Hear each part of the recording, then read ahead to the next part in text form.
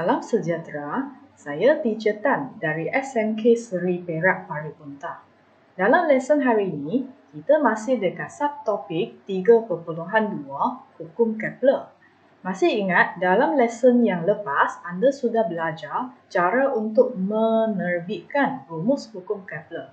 Jadi, untuk lesson hari ini, kita akan lihat bagaimana kita nak mengaplikasikan rumus hukum Kepler ketiga dalam konteks penyelesaian masalah.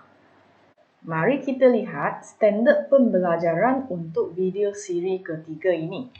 Menyelesaikan masalah menggunakan rumus hukum Kepler ketiga. Manakala untuk kriteria kejayaan pula adalah murid dapat menjawab 3 soalan penyelesaian masalah menggunakan rumus hukum Kepler ketiga dengan betul. Cuba imbas kembali apa yang anda sudah belajar minggu lepas adalah rumus hukum Kepler ketiga yang anda terbitkan, iaitu T1 kuasa 2 bahagi dengan T2 kuasa 2 sama dengan R1 kuasa 3 bahagi dengan R2 kuasa 3, di mana T mewakili tempo orbit dan R mewakili jejari orbit. So, dalam proses penyelesaian masalah, anda sentiasa kena ingat T1 dan T2 mestilah mempunyai unit yang sama. Manakala R1 dan R2 juga memerlukan unit yang sama. Okey. Marilah kita lihat bagaimanakah soalan penyelesaian masalah boleh ditanya. Okey, so kita lihat soalan nombor pertama. Diberi jarak purata bumi dari matahari ialah 1.5 darab 10 kuasa 11 meter dan jarak purata Zuhal dari matahari ialah 1.43 darab 10 kuasa 12 meter. Tempoh bumi bergerak dalam orbit mengelilingi matahari adalah 1 tahun. Tentukan tempoh Zuhal bergerak dalam orbit mengelilingi matahari.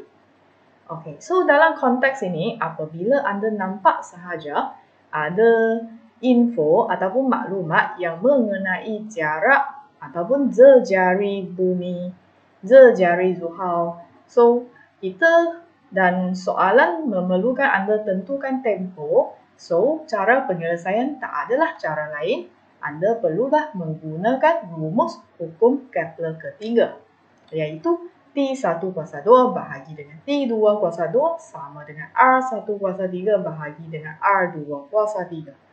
Sebelum anda menggantikan kesemua numerikal ke dalam rumus, langkah yang pertama yang anda perlu buat adalah anda perlu mengenal pasti yang mana adalah T1, T2, R1 dengan R2. Jadi, anda perlu senaraikan setiap maklumat yang diberi di dalam bentuk simbol. Okey, so kita lihat dalam soalan ini, dia memerlukan anda menentukan tempoh Zuhal. So, jadi kita letakkan T1 sebagai tempoh orbit Zuhal. Okey, untuk menyenangkan pengiraan. Okey. Seterusnya, kalaulah T1 adalah tempoh Zuhal, maka R1 mewakili jejari orbit Zuhal. So, 1.43 darab 10 kuasa 2 meter ini adalah dilabelkan sebagai R1. Dan selebihnya adalah tempoh orbit bumi. Adalah label sebagai T2 dan juga R2 adalah jejari orbit bumi. 1.5 darab 10 kuasa 11 meter.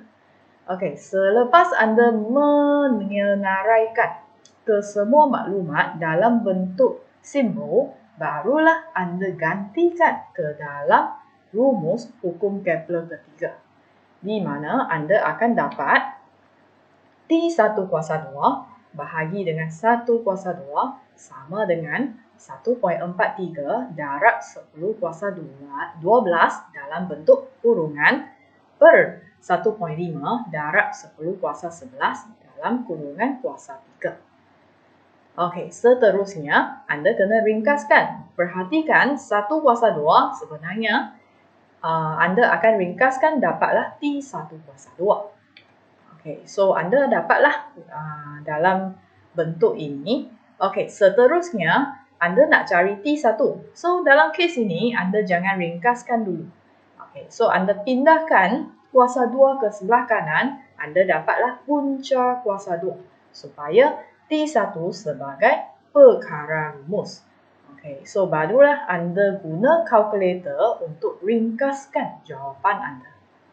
Okey, so di sini kalau anda guna kalkulator untuk ringkaskan jawapan, anda boleh dapatlah T1 adalah 29.44 tahun. Okey, so unit adalah tahun disebabkan unit R1 adalah unit tahun. So maksud dia, unit adalah tahun disebabkan T1 adalah T2 adalah tahun. That's why apabila anda hitung nilai T1, anda akan dapat unit yang sama. Okey, kes ini. So kes ini anda boleh dapati apabila semakin bertambah jejari orbit, semakin bertambah tempo orbit. Okey, so itulah konsep yang memenuhi hukum Kepler ketiga, di mana tempo orbit kuasa 2 adalah berkadar terus dengan jejari orbit kuasa 3. Okey, so cikgu harap anda bolehlah faham apa yang cikgu terangkan dekat sini. So untuk penyelesaian masalah, pertama anda perlu senaraikan semua nilai ini dalam bentuk simbol.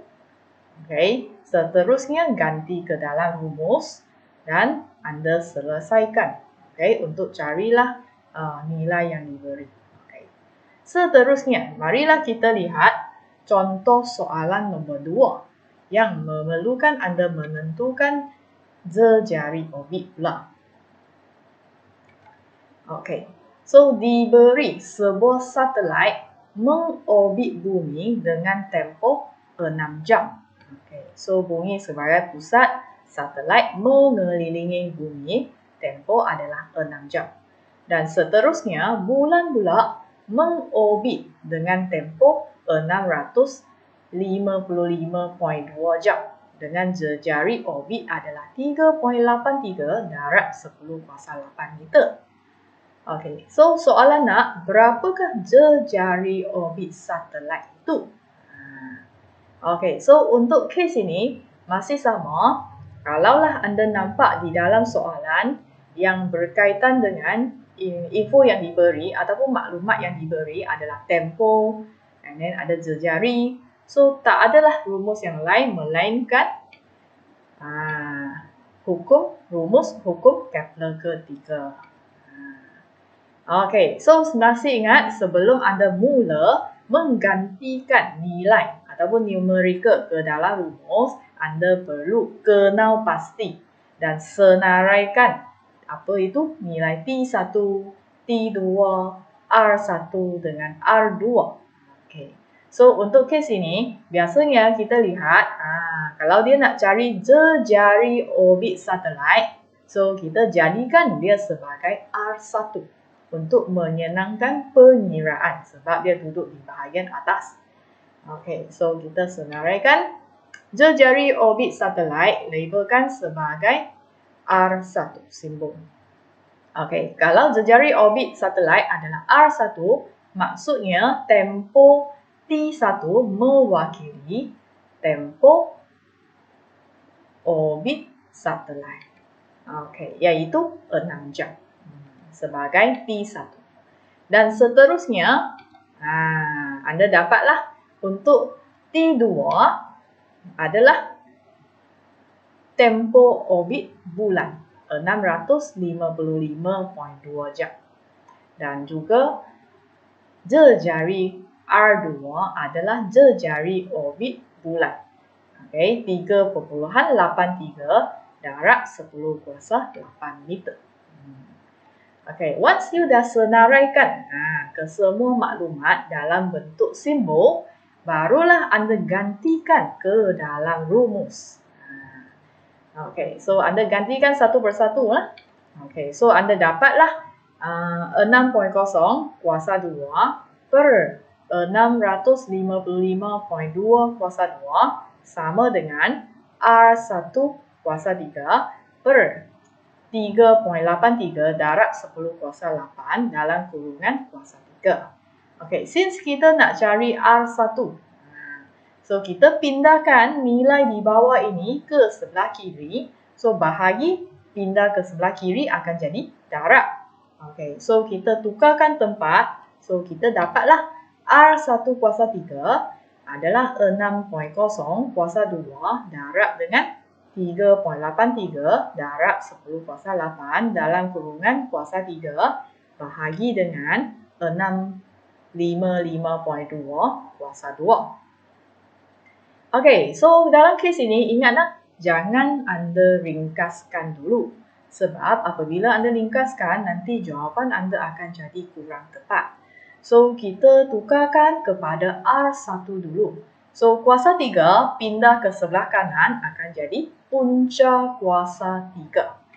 Okay, so kita dapatlah R1 adalah punca kuasa 3, 6.0 kuasa 2, darab dengan dalam kurungan 3.83 darab 10 kuasa 8 kuasa 3, bahagi dengan 655.2 kuasa 2.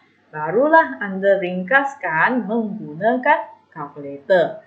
So, di dalam kalkulator akan tunjukkan jawapan dalam bentuk ini. 16764232.72 meter. Kenapa meter? Sebab dia rujuk balik R2. Kalau R2 dalam unit meter, so maksud dia R1 akan dapat unit yang sama. Itulah sebab dia. Okey, so biasanya cikgu galakkan Anda tuliskan jawapan dalam bentuk seperti paparan kalkulator dulu. Barulah kalau Anda nak gundakan kepada 3 angka bererti iaitu dalam bentuk piawan. Okey, cikgu ingatkan Anda tuliskan dalam bentuk paparan kalkulator dulu. Barulah Anda ringkaskan. Sesuai Anda dapatlah 1.68 darab 10 kuasa 7 meter. So, begitulah cara penyelesaian masalah yang melibatkan Anda kena cari jejari hobi. Okey, masih ingat langkah pertama Anda tuliskan segala maklumat yang diberi dalam bentuk simbol, senaraikan dulu. Seterusnya Anda tuliskan rumus hukum Kepler ketiga. Barulah Anda ganti ke dalam. Seterusnya Anda carilah nilai yang mengikut kehendak soalan. Okey, marilah kita lihat pula untuk soalan nombor 3. Okey, so soalannya bunyi sebegini. Okey, tempoh bulan yang berada pada jarak R daripada pusat bumi, okey, mengelilingi bumi, tempohnya adalah 27 hari. Sekarang dia tanya, berapakah tempoh satelit dengan jejari orbit 1/2R? Maksud dia separuh. Okey, jejarinya adalah separuh daripada yang asal. Okey, daripada bulan. Daripada bulan. Okey, so satelit adalah 1/2R, jejari orbit yang mengorbit mengelilingi bumi. So, berapakah tempohnya untuk membuat satu pengedaran lengkap? Okey, sebenarnya Anda boleh pause video dulu. Anda cuba jawab sebelum Anda teruskan lihat. Okey, video teacher. Okey, penerangan teacher. Anda boleh pause dulu.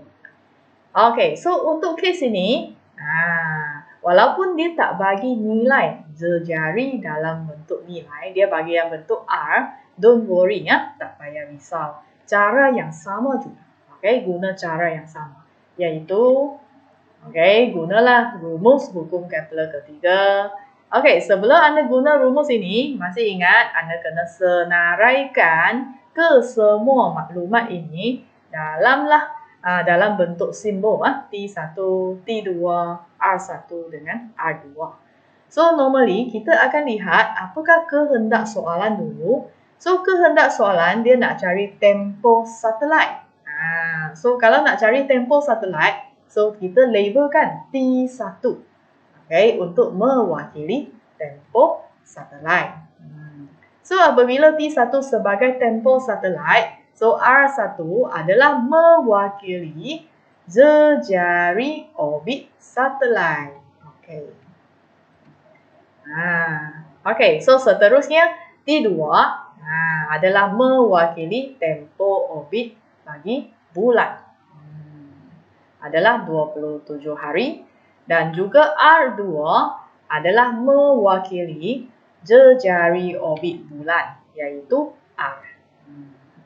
So, apabila anda senaraikan ke semua maklumat ini dalam bentuk simbol, so anda hanya gantikan ke semua numerical ataupun maklumat ini ke dalam rumus yang anda guna ini. Okay, rumus hukum Kepler ketiga.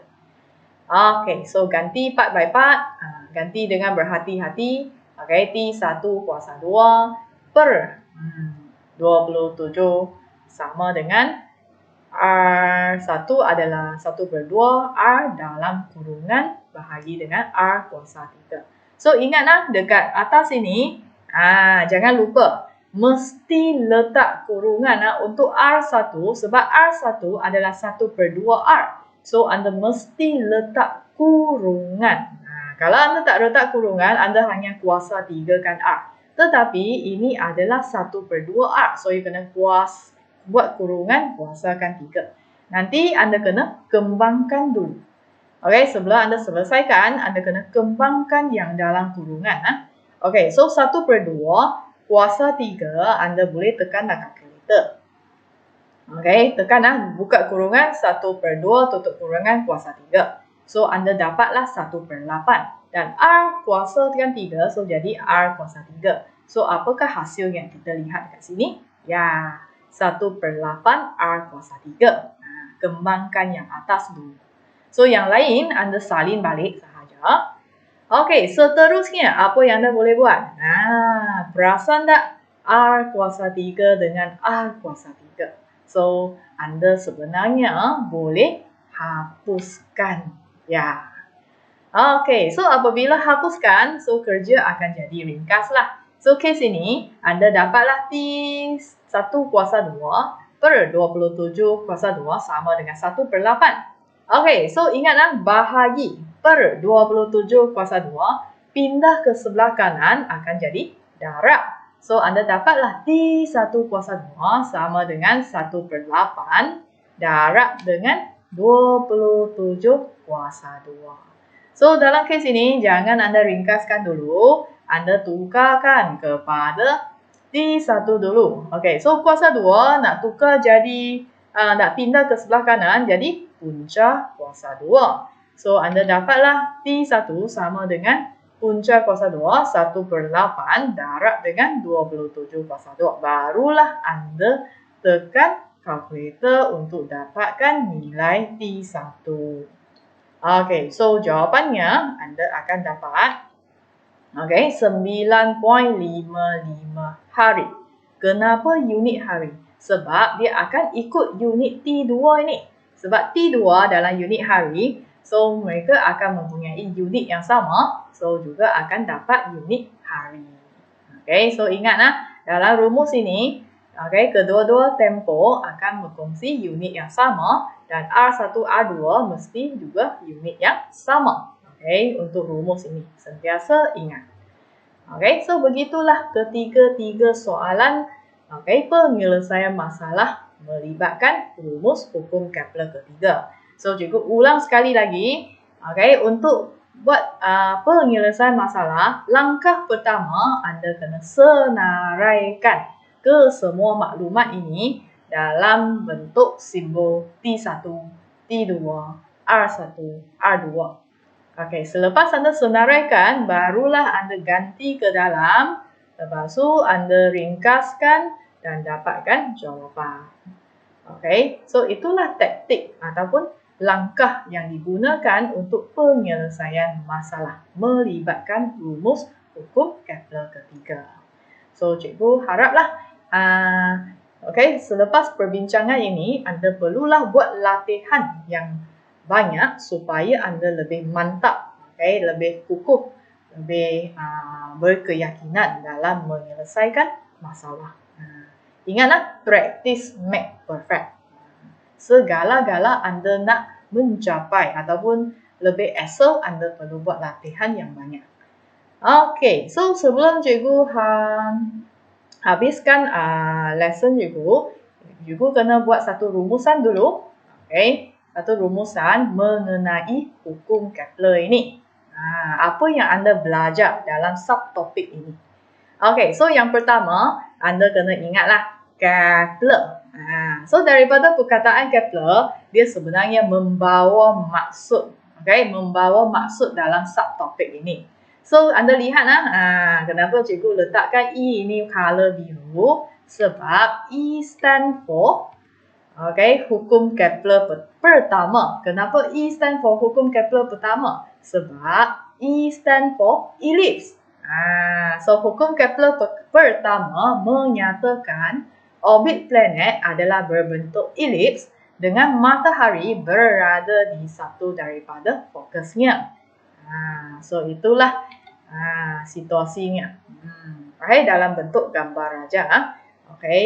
Matahari dalam bentuk duduk di salah satu titik fokus daripada ellipse ini. Seterusnya adalah L. L stand for hukum Kepler kedua adalah luas. So, garis yang menyambungkan planet dengan matahari, planet dengan matahari mencakupi luas yang sama, dalam sela masa yang sama apabila planet bergerak dalam orbitnya. So ingatlah hukum Kepler kedua L, luas. Hukum Kepler pertama E, ellipse. Dan juga last sekali adalah hukum Kepler ketiga. Gunakan huruf R. Kenapa R? Kenapa R mewakili hukum Kepler ketiga? Sebab R mewakili radius dalam BI ataupun BM dipanggil sebagai jejari. So hukum Kepler ketiga dia mewakili kuasa 2 tempo orbit planet adalah berkadar terus dengan kuasa 3 jejari. Orbitnya. Jejari mewakili radius. So daripada sini anda tahulah T kuasa 2 adalah berkadar terus dengan R kuasa 3.